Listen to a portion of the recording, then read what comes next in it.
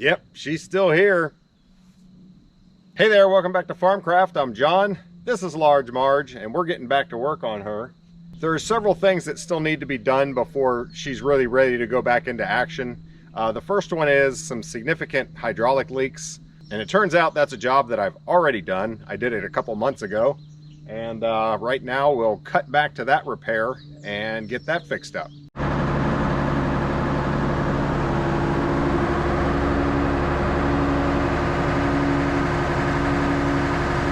So yeah, you can see I've already replaced one line, but I've got a couple others that are leaking quite a bit. Also, several of them, let's see, 1, 2, 3, come to this T. This blue one's leaking too. So I think I'm going to replace that T with JIC and just do the hoses that way on that. And then in these blocks, it goes to British pipe, and those are fairly cheap fittings too. So I think I can... and actually I already have some adapters for that. So I think I'm going to stick with JIC on a lot of these. But you can see I've already marked them so that I don't get confused. Let's get these ripped out of here, and then I can put an order in and get them replaced. I've got a clean bucket. This thing's going to drip like crazy, I think. So I'm just going to take this hose off and hopefully drain most of this oil into a clean bucket. It is doing what it always does. You can never loosen on the one you want it to.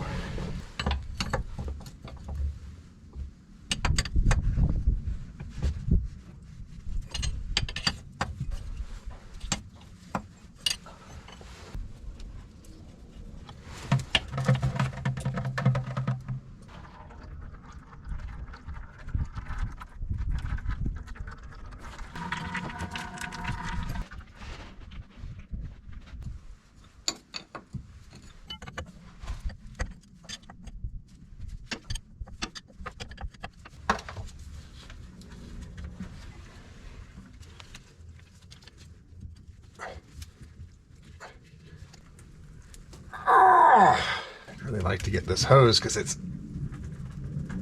dripping constantly.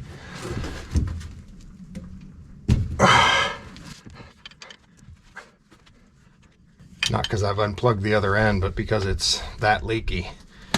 Nothing I can do about this one dripping. It's gonna drip.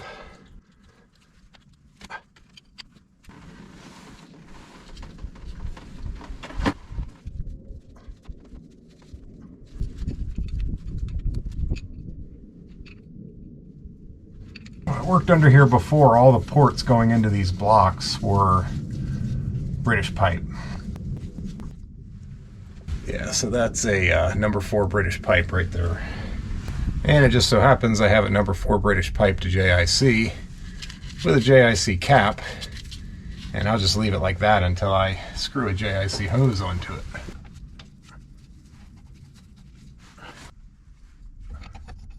And I just ordered a 10 color zip tie set because all I have is red, blue, white, and black. I need some additional colors for stuff like this. So you can see this T right here with all the lines. Well, the blue one's getting replaced, so I have to go up in there and take the other end of that off because it winds up in there a ways. So we'll be up there in a minute. But the other one goes to this hose, which does not appear to be leaking, but certainly looks worse for wear. And it shouldn't be that big of a deal to go ahead and replace that as well, because that allows me to replace, if I replace this hose, I can just replace this T with a JIC, and it'll be a heck of a lot easier and cheaper.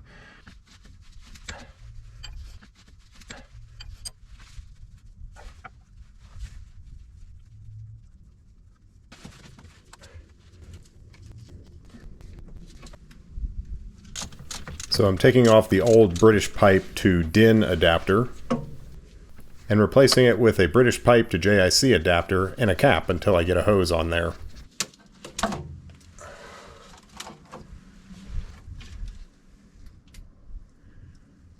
So the only thing left here is this blue hose, which it goes way up in there. So let me reposition. Here's the other end of our blue hose right beside the drive brake solenoid. Now this end screws into a DIN fitting and there's no easy way to change it, so I'm going to have to stick with a DIN fitting on the replacement hose for this one. I'm cranking on a T here, so I don't want to put any more pressure on it than I have to. I'm trying to get down behind it to support it.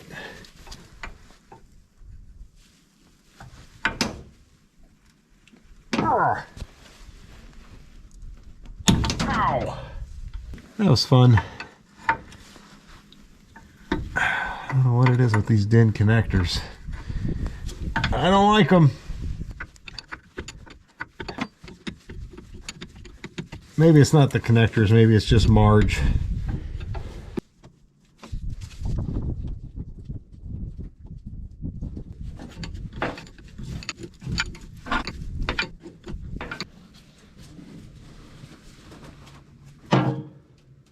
Alright, so this blue hose just goes into a T. It does not need a 90 on this black and white. It can go straight in. And there's no reason to have the T right here underneath this block. It'd be better to have it out here where there's nothing going on. In fact, I could attach it to that zip tie or something. So I'm going to change the length of the hoses a little bit to plumb this thing a little better.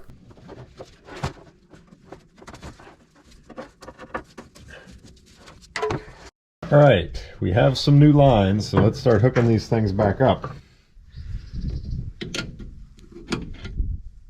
Gonna need the right wrench though.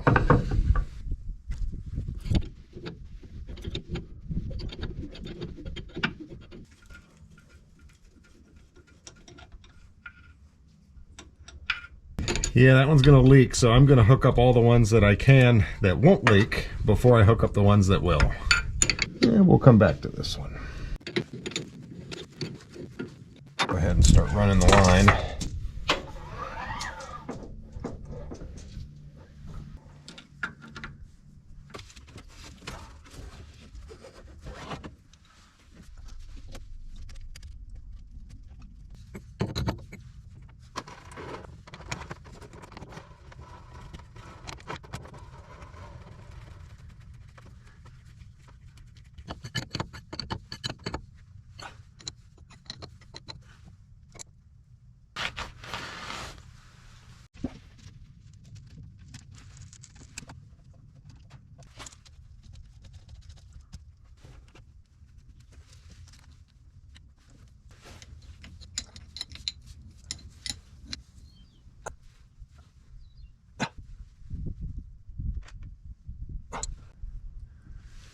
Alright, those are all connected. So now we can go up to the other end of this one and hook in the oil that's going to start leaking. At least I didn't have to deal with these while it was leaking.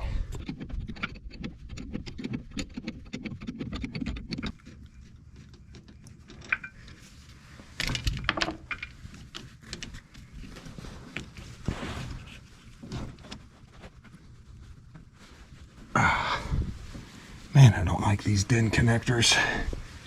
Can't tell if it's cross-threaded or not. It immediately gets tight.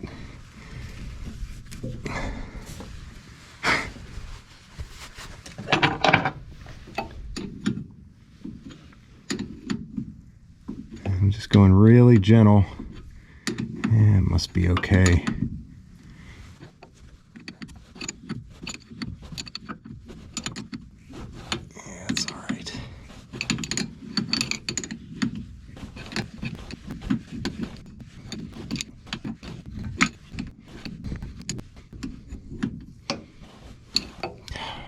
The whole way.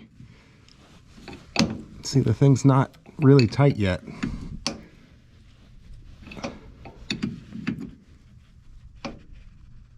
There. What you really might be wondering is it possible for John to work on hydraulics without complaining? And the answer is probably no. No, it's not. No leaky leaky. That's what I like to see. That is water. I just moved the machine. Just water. The next thing I need to do, this plate goes underneath, and that's when I was under there working on the hydraulic hoses to the final drives. I never put it back on. The main reason for that is because it was really bent and I straightened it out. And I've been worried that I'm going to get under there and it's not going to fit. And I just didn't feel like dealing with it because I'm lazy. But I've been walking by this thing now for months, and every time I look at it, it just reminds me how lazy I am. So I'm finally sick of it. Let's get this done. This thing's actually pretty heavy, and this seemed like the easiest way to get it under there. And I was just able to hold it up with one arm while putting the bolt in with the other.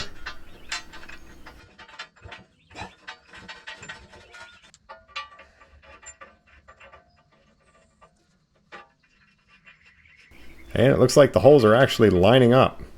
It's not too bad. I think I had to cut those bolts off when I took these off. So yeah, I'm gonna have to go to my bolt stash and get something.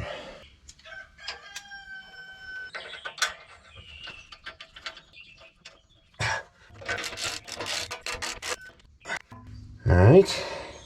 Now, am I gonna be able to get the other side with that tight?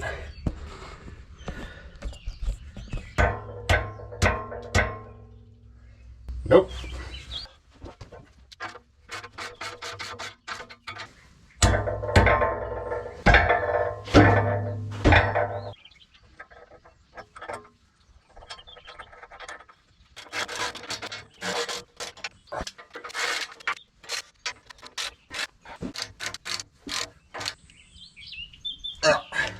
Click. It went on. Could have been worse. Now I got another problem. I don't want to tell you about this one. This one's giving me PTSD. There, right there is a swivel joint. And you see all the oil on it. There's a leak somewhere. I don't know where.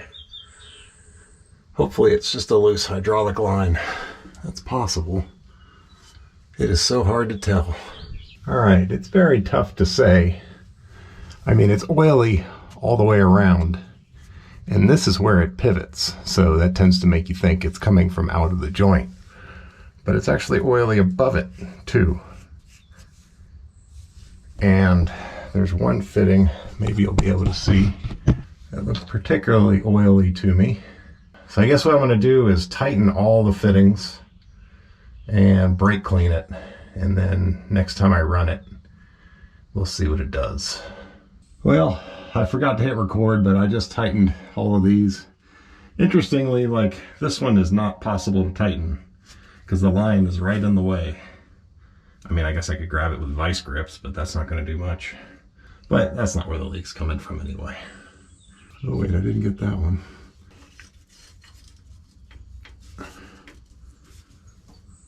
Well, that's interesting. Is that thing about to break? Is that the problem? Because it's got a funky bend on it. Or is that intended to be a swivel? I doubt it.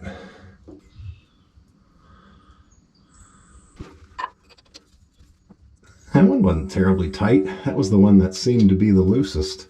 I mean, the most likely to be leaking. Boy, that would be nice.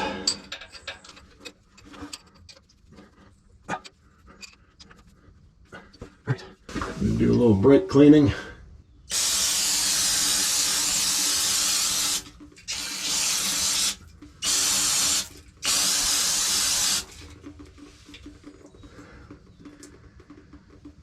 And we'll come back later and see if we can narrow it down.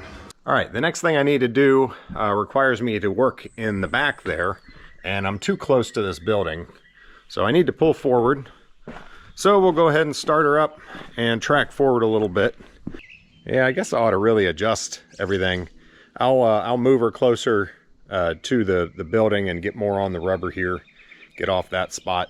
And that will pressurize the hydraulics, so maybe I can go under there and get the bad news on where that thing's leaking. I don't have a good feeling about this. And I haven't started her in probably 3 months. Has it been that long? It's probably been that long. Time flies. So let's see how she starts.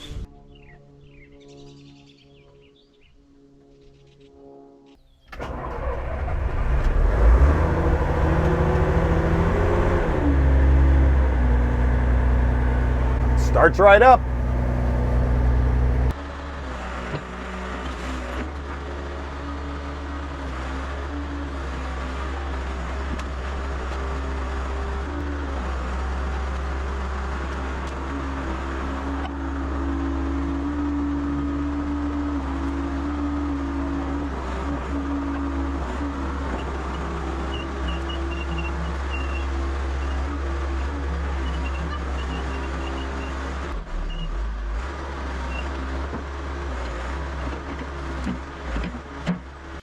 Yeah, that Deutz likes to run.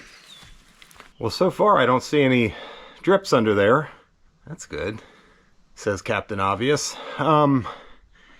Before it was actually dripping quite a bit, so maybe it's just going to take a little time since I cleaned off the whole swivel joint. It dripped for several days. It certainly dripped enough that we'll see it again if it's still there.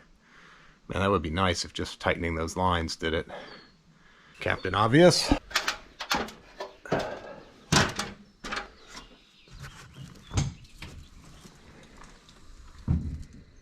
All right, so the next thing I need to fix is this gizmo right here.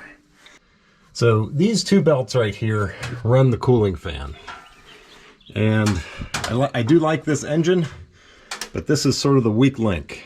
If that cooling fan stops, the engine will self-destruct because it's going to overheat, probably pretty rapidly. I mean, that thing is moving a lot of air through that engine. And what is supposed to happen is this guy here, which is the tensioner, is spring-loaded to rotate counterclockwise here. And when it rotates, the back of this is supposed to come up and push this button. And that button is supposed to blow the horn and tell the operator to shut the engine down. It doesn't automatically shut the engine down, but that's good enough for me. Horn starts blasting, shut it down. The problem is the one that was here was totally unusable, and I bought a new one, but it doesn't work if my memory serves right. I think when this rotates around, that does not press the button. So I'm going to have to modify this so that it will. And I'm not really sure how I'm going to do that. The other thing is the wiring for it. Pretty sure this is the wire for that. This one is for the air filter sensor. That doesn't matter. But this wire is pretty well trashed, so I'm going to have to replace that. I do not want to use it the way it is, because when you're up there operating, how are you going to know if those belts jump off, if they break, if the fan locks up or something? I just want to make sure I get this right, because it does make me kind of nervous that this thing could just overheat itself and self-destruct. I guess it wouldn't total the machine. It probably should.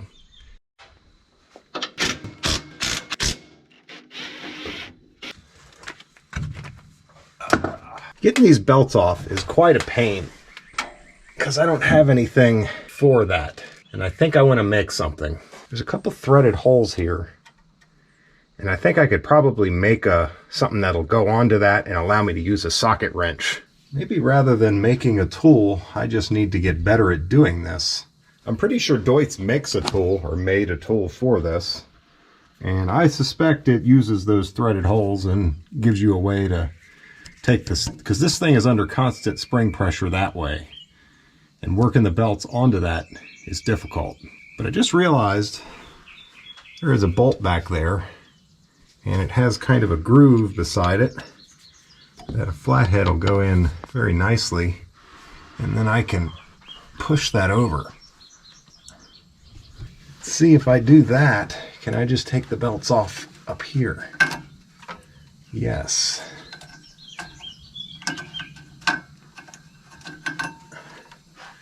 So that's what I need to do, is put the belts on that first, and then put them on there once I get the screwdriver to have good control of that. I think that'll work, hopefully. It took them off easy enough. And now I think you can see how that's supposed to hit that button, but it doesn't really. It just barely touches it. It's not enough to actually actuate it. It needs not much.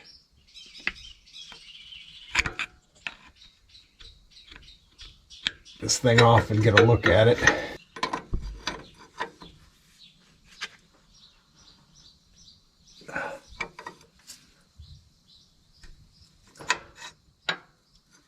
Huh. You guys are in the way.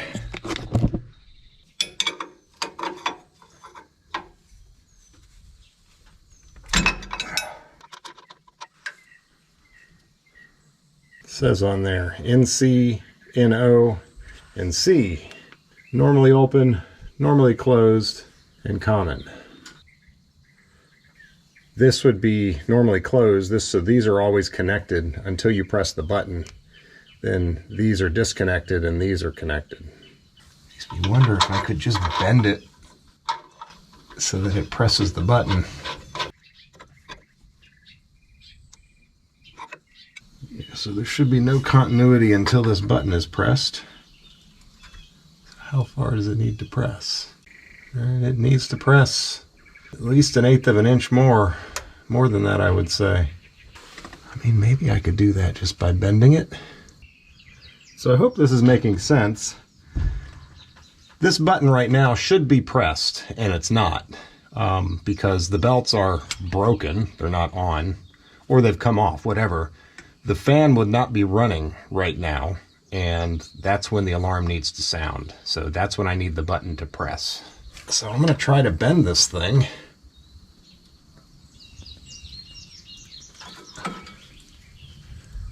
Could it be that easy? That's pressed. When the belts are on, it's not. When they break, it's continuity. All right. Good grief. I thought this was going to be challenging. Yeah, that's kind of stupid. Maybe I'll bend it a hair more just to have a little bit of insurance.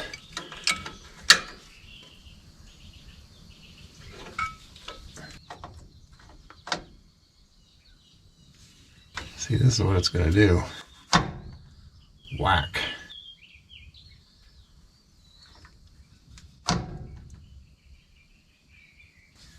All right, I'm calling that good.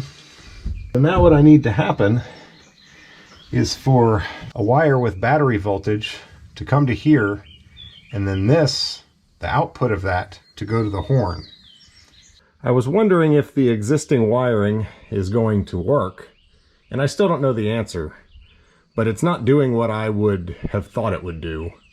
I checked these to the battery ground, and one of these is a ground. So it looks to me like when the switch gets flipped, it sends a ground to something, which would probably be the control panel in the cab where there is a circuit board of sorts. And then maybe that ground is used as a signal to activate the horn, I think. I'm gonna need to look at the wiring diagram on that. But while I was down here, I saw another problem. Or I shouldn't say another problem. The problem that I figured I had, that is hydraulic oil. But I'll investigate that later. I'm gonna continue with the belt switch for now. So I'm making some sense of this wiring diagram. So here's our cooling belt switch. Here's a horn switch, which I guess is in the cab. I don't even know where that is. And there's the horn. So this is the area we're interested in. So the cooling belt switch, this line here, the 0, that is ground. The power comes in through one of these leads and fuses. Fuse 17, this is battery positive, comes down, it goes over here to some other things, but it goes to relay K1. Through K1, it goes to the cooling belt switch and then to ground. So what that tells me is, if this closes, that is giving a ground connection to this relay, and it's going to throw that relay, which will then open that circuit. So let's look at that circuit, a little diode there. That circuit is coming off of this relay, K10, which looks like it's normally open. But if you give it a ground, it's going to make a connection between hot and the horn. Yeah, that makes sense. And then also the horn switch here, if I give a ground connection to it that way, that's also going to make it throw and buzz the horn.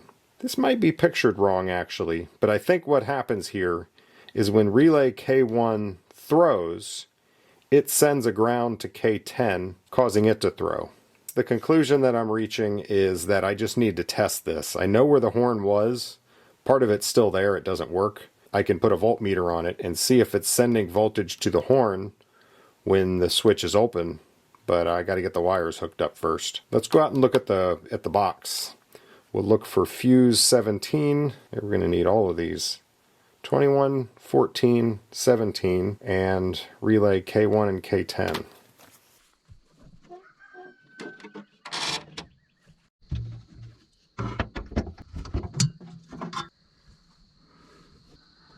Well, we don't have a K1 or a K10. The F17 fuse is there. It's the wrong type of fuse. There's F14. It looks fine. There's F21. There are some extra relays in the bottom of this thing, and I've tested these. They work. What do you want to bet? They were pulled because the horn was blowing, because this system wasn't working. They're all the same. So if I put this in K10 position, okay, and then I put this one in K1. Let's see, we can replace this with a proper 5 amp fuse. And that fuse just looks bad. It's barely hanging on. It's a 5 amper and I've got a new 5 amper, so let's put it in there. Yeah, I forget what these type of fuses are called. But last time I worked on this thing, I bought a whole box of them. Okay, we're up under the cab, and this is the remnants of the horn. This thing was actually an air horn. This is the little compressor. That was the air output. And I'm just going to see if we're getting 24 volts to it.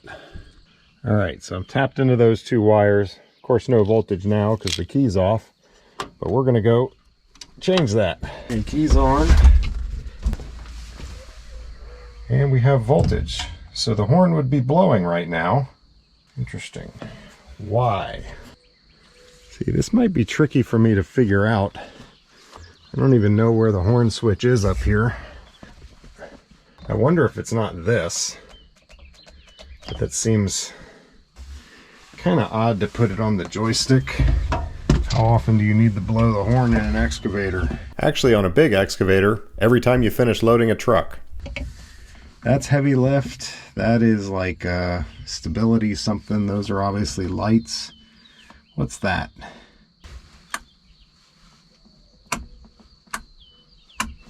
You know what? I don't think that light was on before. Wipers, travel, swing. That's travel. That's something with wipers. That's the blower speed.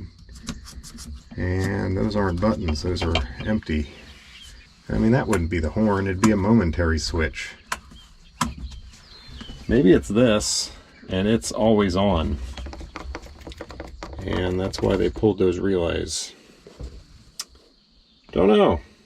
You know, this system is rather complicated to do one simple thing, and that is blow the horn when that button is pressed. I need to think, I'm going to sleep on this and think about what I want to do here. I pulled those relays back out just because it's energizing other circuits potentially that could have wires shorted to ground that, you know, I'm not sure what's going on there. Here's the reality. I do not need a push button horn in the cab. Who am I going to blow the horn at? My dog? I mean, I guess. I just don't need it. It's not a big deal for me to not have a horn that I can access in the cab. The batteries are right there. The switch is right here, and I can mount a horn somewhere. I've got one that's very loud, 24 volt. I mean, I could wire this very easily and have it work just as its own separate circuit. I can put a fuse on it at the battery and call it done. That might be the easier thing for me to do. The smarter thing? I don't know. It'd be nice to use the existing wiring, but Sometimes it's more trouble than it's worth to do something like that. And I could potentially cause other issues. I don't know. I'm going to think on this. All right, guys. I slept on it for 2 freaking days because all it did was rain. But I came to an epiphany, or an epiphany, whatever they say. How about we read the manual? Which one of those guys am I? Definitely that one. So remember the new light we had in the cab? Well, that is the cooling fan warning lamp. That means the cooling fan alarm was being triggered the way I had it set up. That's interesting. The other thing is this switch right here, we actually need to turn the page to see. That switch and that light, those were the ones I was wondering what it was. Well, 25 is not used and 20 is not used. Those are nothing. This tells me the horn was blowing because my cooling fan warning system was triggered. And the epiphany I had, I mean, this is something I've come across before. Typically, when you design a circuit that needs to be fail-safe, you know, this is your engine's survival depends on this circuit working. You design it in such a way that if anything in the circuit fails, it will trigger the alarm. So what I realized is what should be going on here, and I think what is going on here, this circuit needs to always send a ground to the relay. In other words, the entire circuit needs to be intact, or the alarm will trigger. So the way they have this pictured, I think, is wrong. They have it pictured in such a way right now that this relay is sending a ground to K10 and triggering K10, which turns on the horn. I think the reality is when this ground is intact, this relay is going to throw and open that circuit. It's not going to send a ground to K10. But if it loses its ground, then it will, if that makes any sense. So in other words, what that means is this switch would be wired into the normally closed position, and it should have continuity through it except when you press the button. Basically, if anything along this circuit fails, it's going to blow the horn and force you to check it out. In this case, when they were forced to check it out, they just pulled out the relays. So I think what we need to do is go out and test it again, and I'm going to hook the wires together so that I do send a ground to the relay and see if the horn is no longer blowing. The other thing I found in the manual is the button on the left joystick is the horn. All right, hopefully I'm going to go hook those wires together, and I won't be getting 24 volts to the horn, and then I will when I hit that momentary switch on the joystick. And if that's the case, the system works, and I can use the existing wiring, which would be nice, mainly because it allows me to put the horn right under the cab where I'm much more likely to hear it. Remember, I took these relays out because I didn't want to leave this thing in case something was going to heat up and potentially start a fire while I wasn't around. Okay, relays are back in. So I am back on my horn wires. Key's not on yet. Key on. We got our voltage. Obviously hitting this button is not going to change anything. So let's go hook those back wires together. Okay, here's the wire in question. And I could hook the ends together, but I've got actually bare wire right here. And we'll just put an alligator clip across that. That should do it. Still have voltage. Well, that didn't work. All right, let's quit messing around here. We're just going to cut these because there's no chance I'm using this.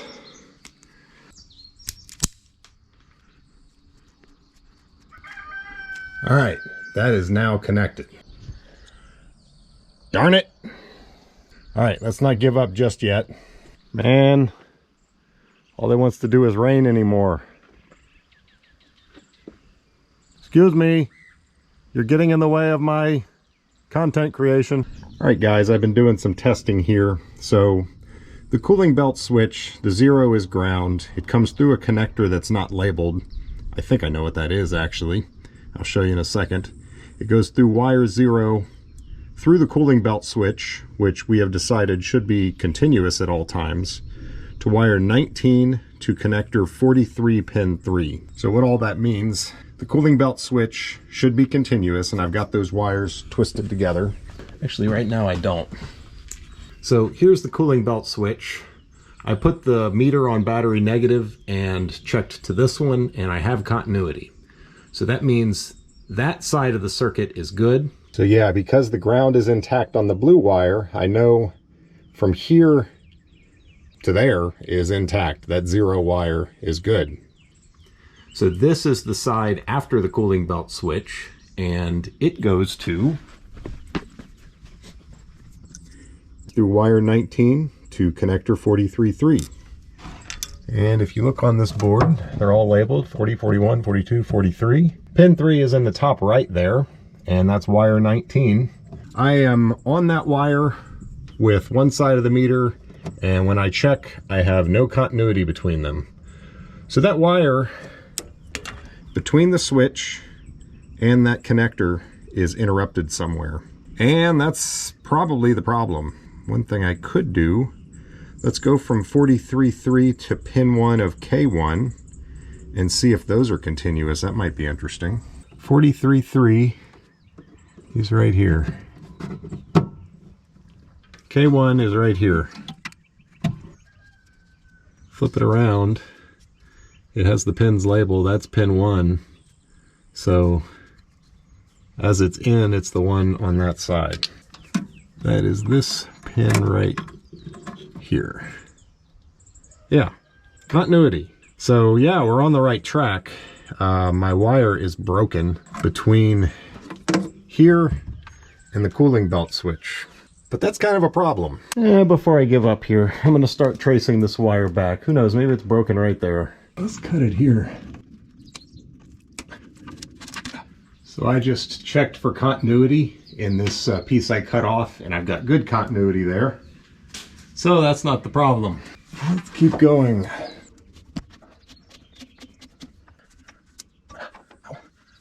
Yeah, so this part of the wire looks pretty good. I doubt it's the problem. We are up above now, and here's that wire. And here's the problem. I think this is that quote-unquote connector that they pictured, and it's not really a connector, it's a molded junction. You know, this is not something that you can unplug or open up. It's part of the harness, and there's really no way to do anything with it. If the wire's broken in there, it's broken in there. And you know, coming into its one big cable, I'm not going to cut into that. Basically, I can take this wire to this point and no further. If it still has a fault, if I check it here, then that wire is screwed and there's no using it because it goes into this thing. I'm not going to get a new harness. I probably couldn't if I wanted to, but I don't want to. This part of the wire actually feels nice and pliable. This part is getting stiff because it's been over there near the exhaust heat. So I'm just going to cut here where it still feels good. And we are going to continuity check again. All right, so I'm hooking my meter to that. And I have 34 mega ohms of resistance. No good. So let's do another test here. Key's on, horn is blowing. And this down here is a ground bar. And I've got one of my clamps on that ground bar. See, it says 0 right beside it. So if I ground pin 43.3, that should make this circuit work. And let me see, that should make K1 flip. Actually, and then I think both of them will flip. Let's see. Yep. 2 relays just flipped, and we have no volts. If I unground it, they flip back, and I have volts.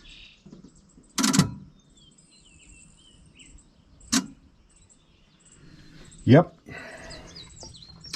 So there's your problem, lady. So now I've got it grounded. There's no volts. And if I hit our button, there's still no volts. Doesn't work, man. You know, if I remember right, I think the wires coming out of the bottom of that joystick are totally trashed. Let's see how loud this horn is. This little guy.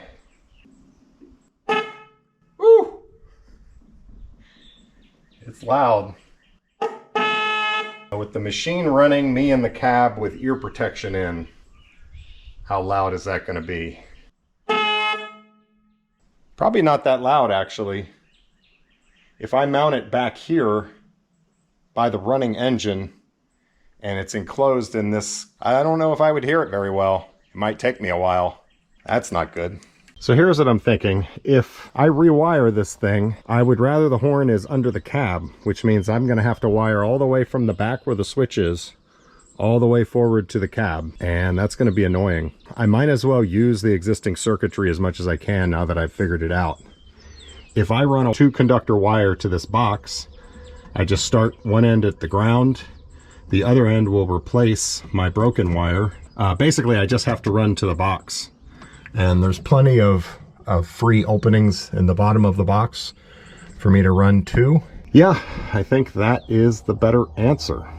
That way everything's fuse protected and I can follow the same path as the main wiring harness. It's less of a hack. Still a hack, but less of a hack. And then if I'm going to do all that, I'll probably open up the joystick and see if I can't fix the regular horn. Might as well. Okay. So I'm going to do this in the sketchiest way possible. When the wire, as it's coming past the engine, it gets relatively close to the exhaust, so I need some heat resistant wire. And I don't feel like waiting. I mean, I could buy it and wait days for it to come. I just don't feel like it. I have this piece of wire, which is long enough for that section. This is rated to 90C, which should be plenty. The thing is, it's 18 gauge, and I've got a bunch of conductors in there. It looks to me like the wire that was in there was 14 gauge, but I don't know why it would need to be. All it's doing is tripping a relay. I mean, that's going to be nothing, but that's fine. I'm just going to bridge some of these conductors together and increase the carrying capacity that way. And then I have this wire. This one's only rated to 60C, so I don't want to run it by the exhaust, but I'll run it the rest of the way. And it's 4-conductor. I'll probably bridge 2 of those together. Let's splice some wires.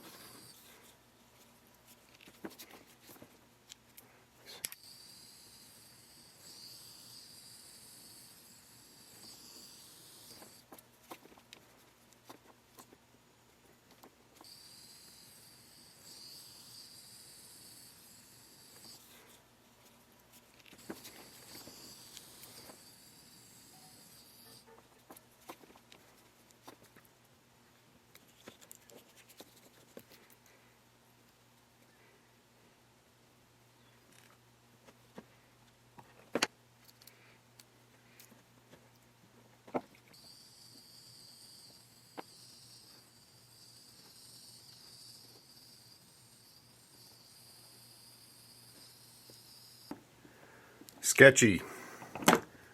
But in terms of farm work, this is like bomber. Not sketchy at all. Alright, so that's gonna go like this.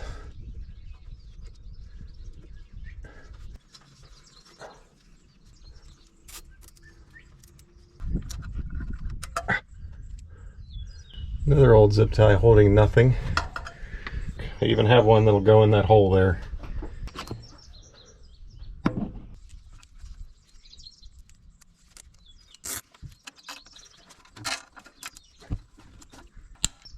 Obviously want to make sure I have this pretty well attached back here because we've got belts and things spinning. If that comes off of there, it's going to get annihilated very rapidly. And, well, it would set off the alarm, wouldn't it?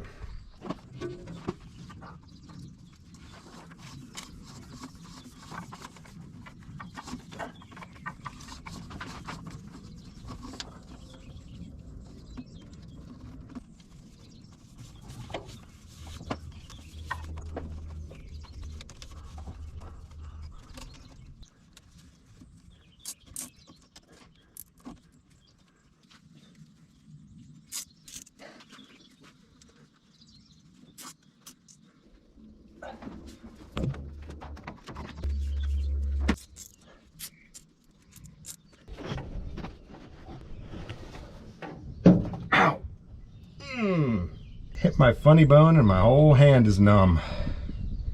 That's not funny at all. That's all right, I got another hand.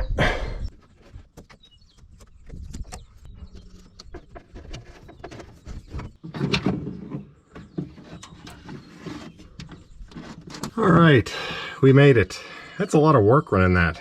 I followed the wires that were already there, which seemed to be a fairly convoluted course, but I think it's worth it in the long run to keep them all in the same place. That little plug I pulled out, I drilled a hole in it so that I can then put the cable through that instead of having it through a metal hole. So that'll act as a little grommet.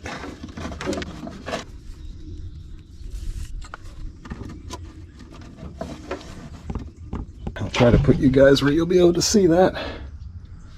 Maybe. Can you see that right there? And when I'm done, I'll zip tie the wire to that. So that's finished position. It really doesn't need to come that far. It's going to go to pin 43, or it's going to splice with it. And it's going to go to ground, which is right beside where it comes into the box. So this is all I need. So let's lop that off.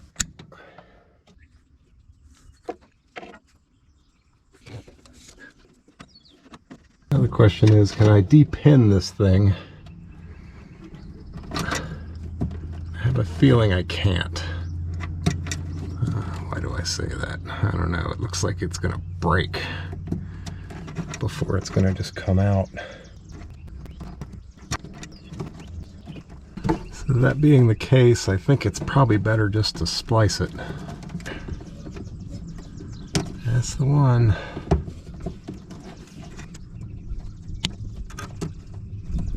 Hope I cut the right one. So I did red and black as one conductor, white and green as the other. And it doesn't matter which way they go. One of them is going to hook to the ground bar right here, and the other one's going to hook to that.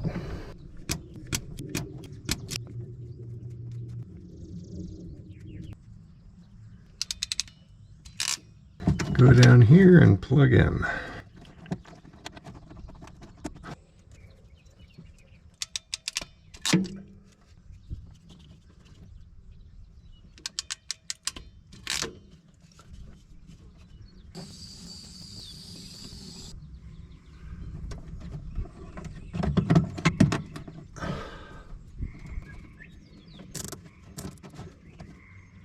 I'm just going to cap that off so that it's obvious that it is a terminated connection.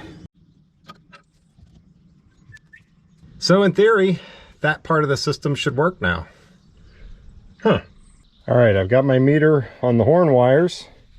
Let me go turn the key on, and I'll leave you here, and it should come on because the belts are not on. The button should be pressed. Key on, horn is on. Okay, well, let's do the double camera trick. I'll leave you there, and I'm going to go to the back, and we're going to unpress the button. Unpress.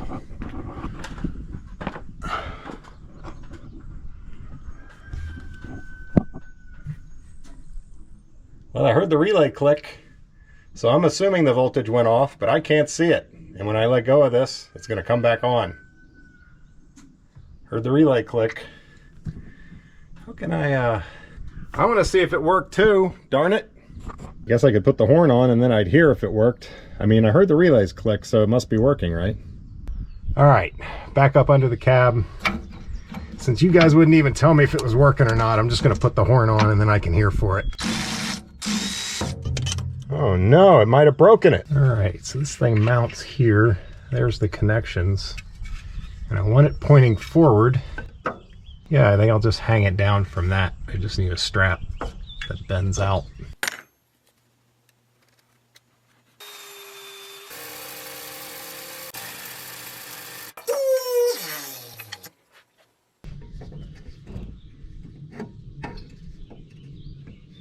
Reaching through the other side and marking. I didn't know where to drill that hole. That's where.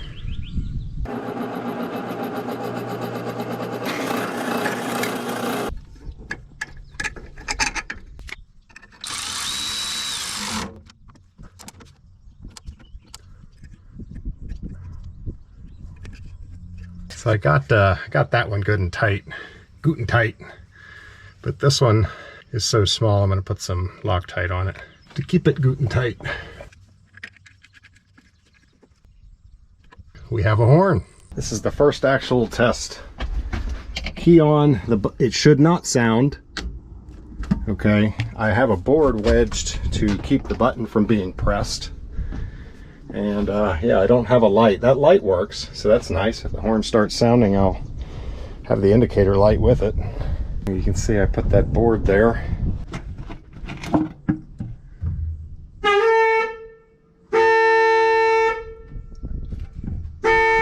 Pretty loud.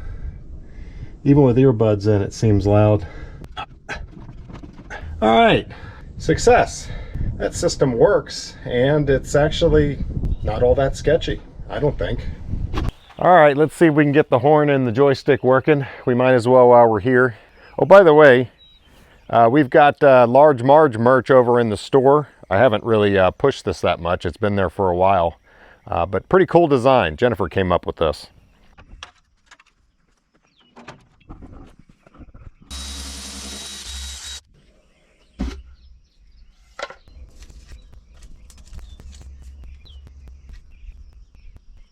Why so many wires?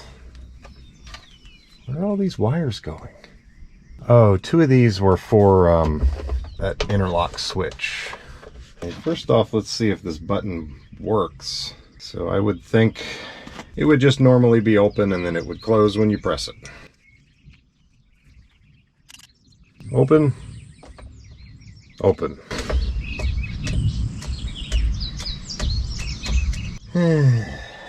The button just doesn't work.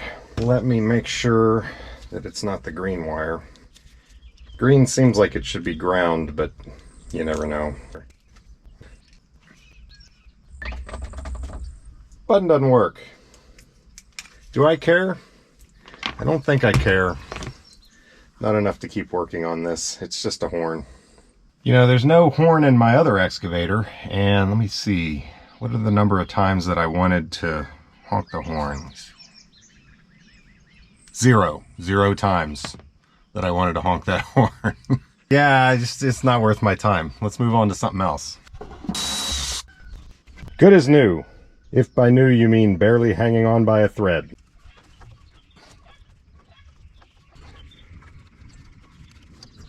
Well, that's pretty cool. So I can hook it on that and then get the screwdriver over here. That's pretty good. But watch your fingers, you'll mangle them if that tensioner pops off of there at the wrong time. Just don't put your fingers between the belt and the pulley. Woo! How did that pop off? I thought that thing was on there better than that.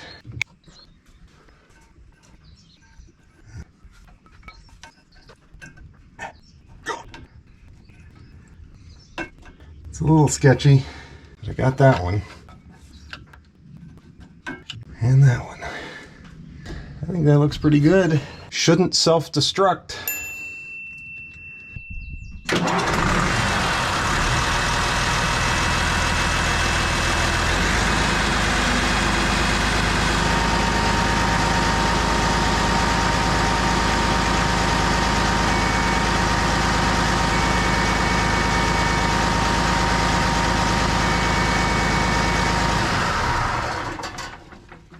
you know, it's fine. That thing is really loud. I won't have any trouble hearing that. It's right under me. I could hear it all the way from the back over the engine running.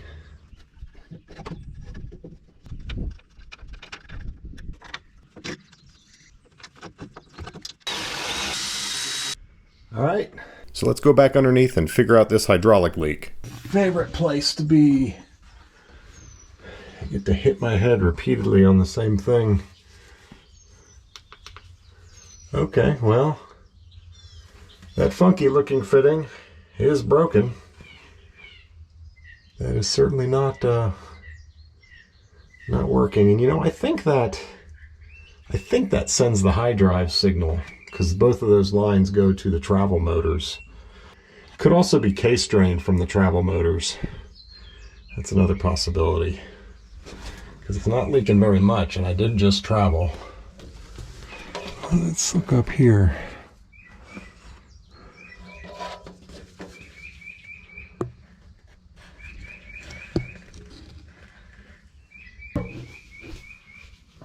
You guys can see better than I can.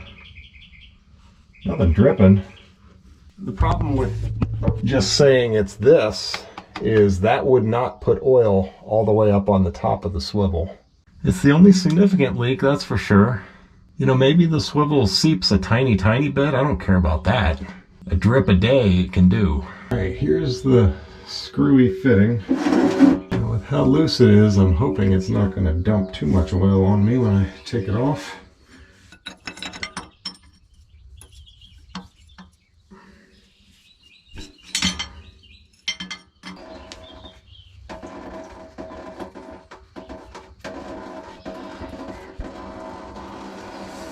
With this thing.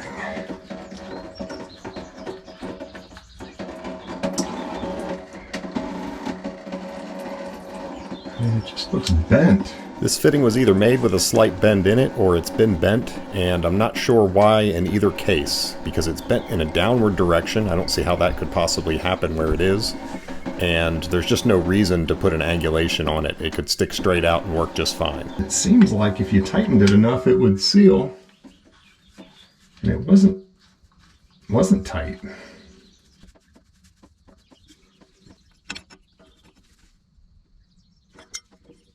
Wow.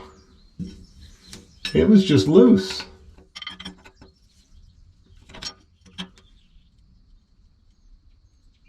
It's not loose now.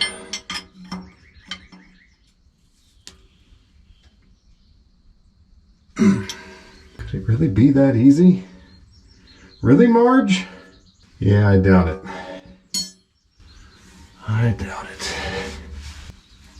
Why is it bent? But before it wasn't, I mean, it clearly wasn't seated, because I could just rotate it. I don't know. We'll leave it like that and see what it does. All right, guys, we're back underneath in my favorite area. And this is the funky fitting, which does not appear to be leaking. And it's probably hard to tell because it rained and there's like water drops on everything. There's no oil on it. If it is leaking, it is minimal.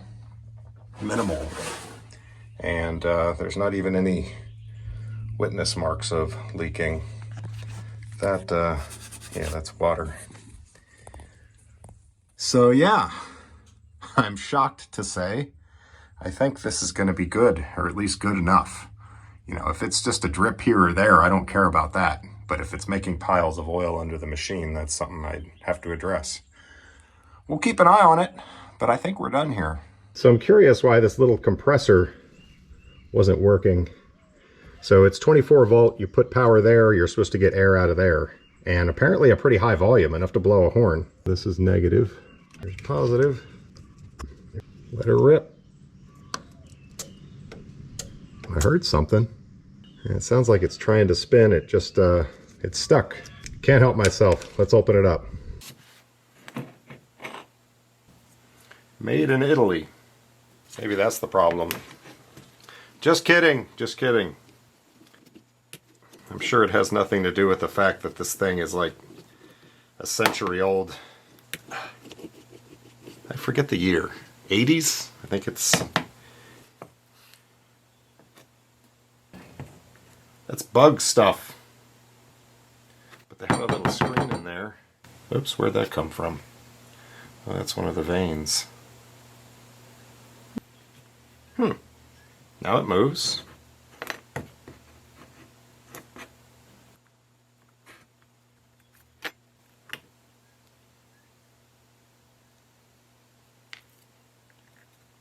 I think a mud dauber got that. It's spinning pretty freely now.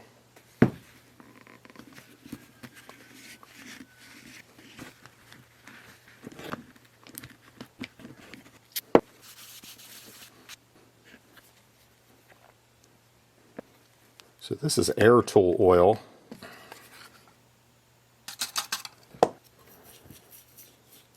And of course air tool oil is designed to not evaporate. It'll stick around even though large volumes of air are blowing through it. Unlike something like WD-40.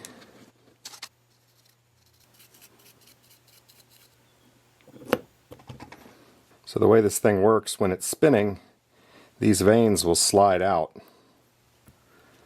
by centripetal force. Looks to me like it probably goes this way. Yeah, it spins that way. So this is the air intake, gets filtered through that screen, comes here, and is able to pass over because there's a little cutout there. This chamber will be full of air, and then as soon as it gets to this point, the vane now has it sealed off. This volume of air is going to travel around, and because this is eccentric, it is getting pushed into a smaller and smaller area. So now that much air is in this, and it's getting blown out of here, out of the high pressure side. And this thing just spins, and the vanes move back and forth, and that's a pump. And this guy goes like this.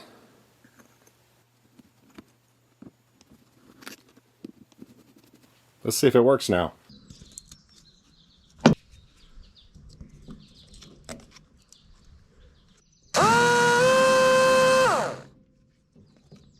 Putting out some air.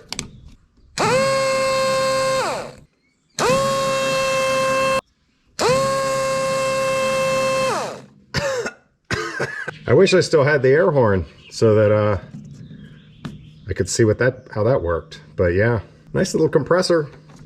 Might be useful for something. I guess I can get rid of this thing now. We'll just replace it with this. Well, there you go, guys. I think this video's gotten long enough, and that's one more step to getting this girl back in action, actually service ready. So we're getting there. I think I have, is it just 2? I think I have 2 more videos planned right now.